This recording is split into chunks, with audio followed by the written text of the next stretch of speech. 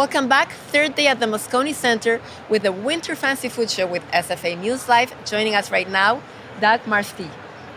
Thank you for being here today. Thank you for having me. Tell us a little bit about your background in the food industry. Yeah, so I didn't start out in the food industry, probably like a lot of other restaurateurs, but I started out in the tech industry. Okay. Invested into a restaurant that was failing. Decided to help them out a little bit, do some secret shopping, do a little bartending, and we'll just say one thing led to another, and all of a sudden I turn around and I'm owning my first restaurant with really no experience. So went out and got some mentors, went out and got a business partner, and kind of launched a restaurant that was failing, losing probably 30 grand a month, to one that's making 300 grand a month. And I just kind of accelerated from there and opened up 2 or 3 more after that. Tell us a little bit about your taco shop right now. Yeah, so I have one flagship place called the Taco Shop at Underdogs, going on year 13. That was that story I just told, kind of a turnaround story. It's a sports bar taqueria, so a very casual place to eat with very high quality products, sustainable kitchen, very high quality proteins. And we have a second location we just opened up about a year ago called Underdogs Too, and we also have a quick service version called Tacko, T-A-C-K-O. Kind of same food, but different model. Okay, let's talk about third-party delivery. What do you think is the long-term solution? The long-term solution, hopefully something different from now. So depending on the model, this delivery service is really tough for full-service restaurants. Really because of conversion rates. So you're losing customers. If you're selling alcohol, you're losing customers to delivery who aren't buying alcohol, beer, wine, liquor from you. So your ticket price goes down from say $40 a ticket to $25 a ticket. That's pretty significant. Yes. And everyone likes to talk about the rev share and all that. That's important, but it's really this conversion rate, which is the hard part for full service restaurants to overcome. And we'll see what happens. I mean, we're seeing a lot of consolidation in the industry. What are you doing to address this issue? Losing a lot of money. But we are trying to do a few things. We are looking at our kitchen. Delivery affects the dine-in and the ticket time. So how do we redesign to make it more efficient? We're definitely always working on our partnerships with the third-party delivery companies, and honestly, we're trying to kind of push other ways to drive customers to use online ordering for pickup besides using a delivery platform. Can a delivered taco be as good as a fresh taco? Probably not. It's pretty amazing. A dining experience, you're getting warm food, fresh off the oven, fresh off the stove. When you're getting delivery, especially with the third parties, you're packaging as best as you can, but you don't know what happens when it leaves the door. Right. And, for our food, tacos don't necessarily hold heat that well. So they have a limited kind of heat life cycle.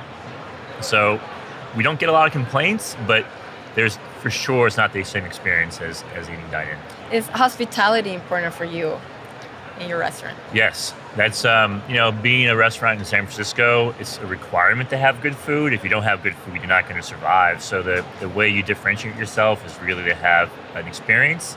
And, there's a big difference between serving somebody and having a hospitality aspect of it. Serving is, hey, what we like, I'll take your order, I'll be right back with your order.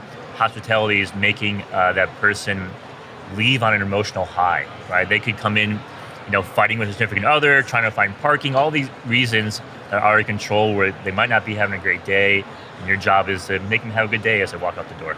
What kind of trends and ingredients are you excited about, and are you maybe prepping to bring into your business soon? So we are looking at a lot of plant-based meat alternatives. Of course. That's obviously very hot, it's been hot for a while. We as a kind of a Mexican food, it's been carne asada, carnitas, and pollo. We've always had grilled veggie options and always kind of looking for some different pieces. Something, we can always do different veggies or pinto beans, but what other alternatives are out there that are healthy? So there's quite a debate with some of these plant-based meat alternatives.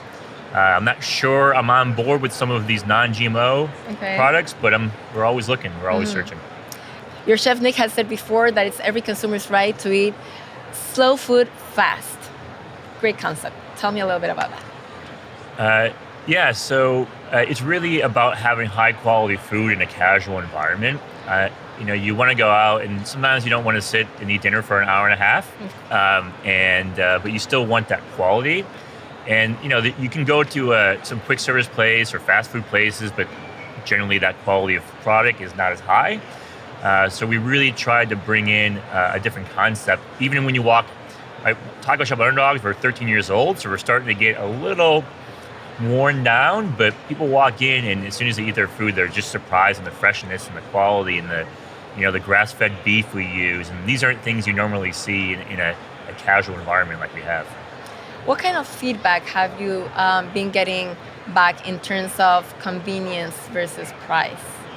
Yeah, I mean, it's shocking. If you look at our Yelp reviews or other restaurant reviews, people will complain about pricing down there. Like, oh my God, I can't believe that it costs $6.50 for a carne asada taco that was grass-fed and all these great things. But meanwhile, on a delivery service, they're paying probably $8 for that same item. Good point. Maybe with an upsell from the provider, maybe with delivery fees, maybe with a service charge. I mean, there's a whole lot of fees that go in there. I never seem to complain about that. So it's pretty interesting to see kind of the Amazon model and what people will pay for convenience.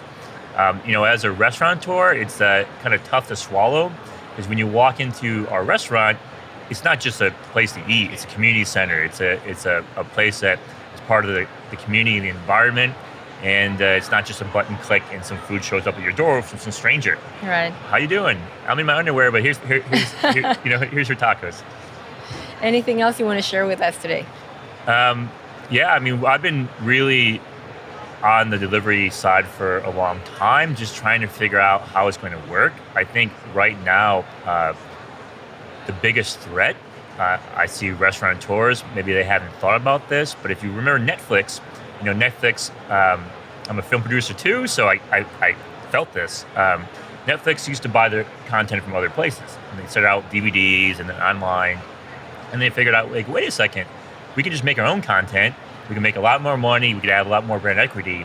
When you look at some of the consolidation happening in food delivery and some of these ghost kitchens happening, it seems like it's the next step for some of these companies just to start producing their own food. Yes, they'll have partners in there, but kind of eliminating the restaurateur, because if you look at these delivery companies, they're not really profitable. So the business model isn't working for the restaurants nor for them. So it's kind of the next step, and that's a huge risk. Is it, these delivery-only restaurants already exist? Why doesn't, I won't name a third party, but why doesn't one of these third-party companies just go and do it themselves? That's a great point. We'll see. Yeah. Thank you so much for being here.